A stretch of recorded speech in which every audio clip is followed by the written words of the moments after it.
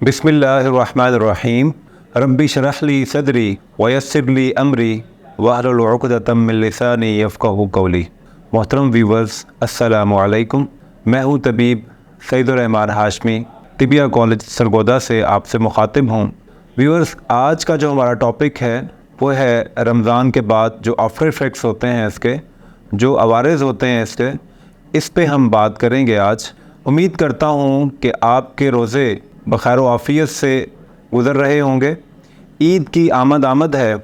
आप सब लोग ईद में बहुत ज़्यादा मसरूफ़ होंगे, ख़रीदारी में बहुत ज़्यादा मसरूफ़ होंगे।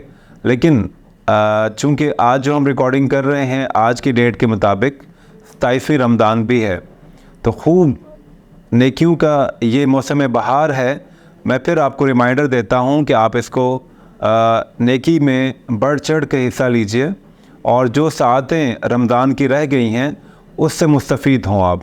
तो आज हम हेल्थ के टॉपिक पे बात करेंगे कि आपने सब रोज़े रखे माशाल्लाह, उसके बाद हेल्थ इश्यूज़ क्या क्या आते हैं ईद के बाद या ईद पे या ईद के फ़ौरन बाद, क्या क्या चीज़ें आपको फ़ेस करनी पड़ सकती हैं।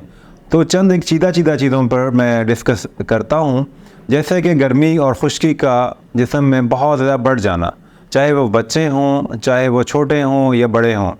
प्यास का बार बार लगना, बाज़ लोगों को कॉन्स्टिपेशन हो जाती है, बहुत ज़्यादा अंतड़ियों में बहुत ज़्यादा खुश्की पैदा हो जाती है। बाज़ लोगों का पेट ख़राब हो जाता है, बाज़ लोगों को बहुत ज़्यादा चक्कर आते हैं और उनको सनस्ट्रोक हो जाता है, बाज़ लोगों को पाइल्स हो जाती है। तो इन तमाम अवारिस पे आज हम डिस्कस करते हैं। तो आइए चलो शुरू करते हैं इसमें। तो सबसे पहले गर्मी और खुश्की, चूँकि 12 से 14 घंटे का रोज़ा होता है। इंटरनेशनल जो लोग हैं वहाँ तो मौसम जो है वो कदरे बेहतर है।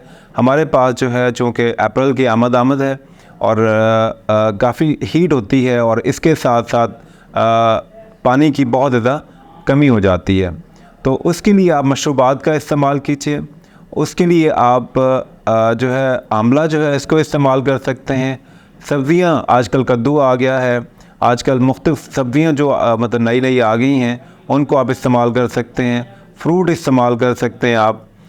मशरूबात का ज़्यादा इस्तेमाल करें। मशरूबात में मेरे से अक्सर लोग पूछते हैं कि गर्मी है और खुश्की है और पेशाब जल के आ रहा है, तो हम कौन सा मशरूब इस्तेमाल करें। तो सबसे बेहतर मशरूब इसमें शरबत बाज़ूरी है। शरबत बाज़ूरी आप मॉर्निंग और इवनिंग में इसको इस्तेमाल कर सकते हैं। एक गिलास पानी का ले लीजिए, उसमें 5 जो है आप टेबल स्पून जो है वो उसमें ऐड कर लीजिए और उसको आप मॉर्निंग और इवनिंग में आप सुबह खाली पेट लें। फिर असर के बाद अगर मतलब रोज़े ख़त्म हो जाएंगे उसमें, और अगर अभी मतलब 3 दिन हैं तो आप मगरिब के बाद भी या अफ्तारी इससे कर सकते हैं। तो इससे जो आपको गर्मी लग रही है, बहुत ज़्यादा खुश्की पैदा हो गई है या आपको प्यास बहुत ज़्यादा लग रही है, तो इसमें आपको ये मुआविन होगा। इसके साथ इलायची का शरबत है वो आप इस्तेमाल कर सकते हैं। इमली आलू बुखारे का शरबत है वो आप इस्तेमाल कर सकते हैं, या आप करशी का ले सकते हैं। मुख्तलिफ मतलब आपके हर्बल स्टोर पे जो भी आपके करीब हैं वहाँ पर ये सारी चीज़ें अवेलेबल हैं। और अगर आप इस तरह नहीं कर सकते तो आप इलायची वैसे ले लीजिए। 10 इलायची जो है वो उसको थोड़ा सा बॉयल करके तो उसका कहवा बना सकते हैं। प्याज की शिद्दत बिल्कुल ख़त्म हो जाएगी। और मार्केट से आप हब्बे कबद नशादरी टैबलेट्स होती हैं, ये हब्बे कबद नशादरी ये ले लीजिए। ये मॉर्निंग और इवनिंग में 2 टैबलेट इस्तेमाल करें तो आपकी गर्मी, खुश्की और प्यास की शिद्दत इसको बिल्कुल ये ठीक कर देगी। इसके बाद जो मसला आ जाता है कॉन्स्टिपेशन, बच्चों में अमूमन, बड़ों में और सब में ये गर्मी और खुश्की की वजह से कॉन्स्टिपेशन बहुत ज़्यादा बढ़ जाती है और बाद लोगों को तो ये मसला पाइल्स तक पहुँच जाता है। तो इससे कैसे निपटा जाए, तो बेहतर है कि आप जो है इसके साथ साथ जो मिल्क प्रोटीन है उससे बनी हुई अशिया जो है वो इस्तेमाल करें। आप मलाई का इस्तेमाल कीजिए, आप ठंडा दूध जो है उसका इस्तेमाल भी कर सकते हैं और तबीयत के मुताबिक आप गर्म दूध का इस्तेमाल भी कर सकते हैं, उसमें मलाई भी ऐड कर सकते हैं। उसमें आप इन मशरूबात जो मैंने आपको बताए हैं, ये मशरूबात अगर शुगर नहीं है तो आप इसको यूज़ कर सकते हैं। तो मैंने आपको पहले भी जिक्र किया है कि आंवला इस लिहाज से बहुत अच्छा है। आंवले का इस्तेमाल भी मॉर्निंग इवनिंग में कीजिए। सेब का मुरब्बा आप इस्तेमाल कर सकते हैं। मुरब्बा बही जो है वो इसमें बहुत ज़्यादा करामत है। मुरब्बा बही, मुरब्बा गाजर, मुरब्बा सेब और ये जो आंवले का मुरब्बा है, ये अगर आप मिक्स करके भी यूज़ कर सकते हैं, इंडिपेंडेंट भी आप यूज़ करना चाहें तो इसको आप गर्मी के सीज़न में इनको याद रखें। अमूमन लोग भूल जाते हैं, बार बार उनको याद करवाना पड़ता है हम क्या क्या चीज़ें इस्तेमाल करें। तो मैं आपको ये जस्ट रिमाइंडर दे रहा हूँ, सारी चीज़ें आपके जहन में पहले से मौजूद हैं, लेकिन रमज़ान के आफ्टर इफ़ेक्ट्स उसके बारे में बात हो रही है कि कौन कौन से बीमारियाँ जो है उसके फ़ौरन बाद हमें उनका सामना करना पड़ता है। तो ईद आते ही हमारा पेट ख़राब हो जाता है। अमूमन लोग जो हैं वो ये कहते हैं कि हमने ओवर ईटिंग कर ली, बच्चों में बड़ों में। तो आप हर्बल स्टोर से जवारिश अनारीन जो है वो ला के रखिए, और आप जो है जिसका भी पेट ख़राब होता है जवारिश अनारीन उसका 1 चम्मच जो है वो मॉर्निंग इवनिंग देंगे तो पेट आपका बिल्कुल ख़राब नहीं होगा। हाँ, कब्ज़ की वजह से आपको पाइल्स का मसला बन गया तो मेरी बात याद रखें कि पाइल्स होती क्या है। बहुत सारे लोगों को पता ही नहीं है कि बवासीर है क्या। वो फिर बहुत आगे तक जब चले जाते हैं तो फिर वो किसी डॉक्टर के पास, किसी तबीब के पास जाते हैं कि इसका इलाज कीजिए, तो उस वक्त इसका इलाज जो है वो फिर काफ़ी आगे तक जा चुका होता है। सबसे पहली बात कि आप अपनी सेहत का बहुत ख्याल रखें, गर्मी और खुश्की से बचें, सन स्ट्रोक से बचें। अगर आपको बाहर निकलना है तो आप सारे जो एहतियाती तदाबीर हैं उनको इख्तियार कीजिए। और पाइल्स होता ये है कि जो आपका रेक्टम है, वेरिकोस की तरह आपकी जो रगें हैं वो रेक्टम के इर्द गिर्द बहुत ज़्यादा फूल जाती हैं। तो इसमें इसकी 2 टाइप्स होती हैं, एक जो बादी बवासीर है और एक खूनी बवासीर है, और एक में आपके साथ मस्से और मौके होते हैं और एक जो है वो सिंपल होती है। इस पर हम डिटेल से लेक्चर बनाएंगे, लेकिन इस वक्त जो शॉर्ट में अगर आपको पाइल्स का मसला है या कॉन्स्टिपेशन है, आपको एक करामत जो है और मेरा मुस्तामल जो है नुस्खा वो मैं आपको बता देता हूँ।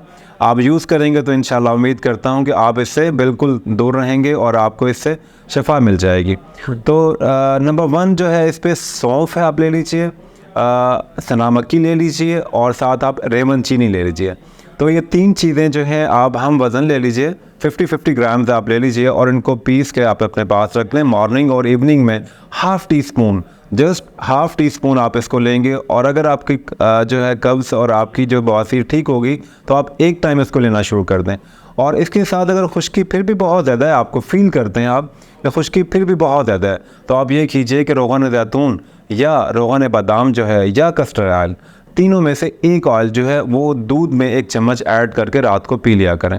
तो आपकी जो खुश्की का मसला है, जहाँ पे गर्मी होगी वहाँ पे खुश्की होगी।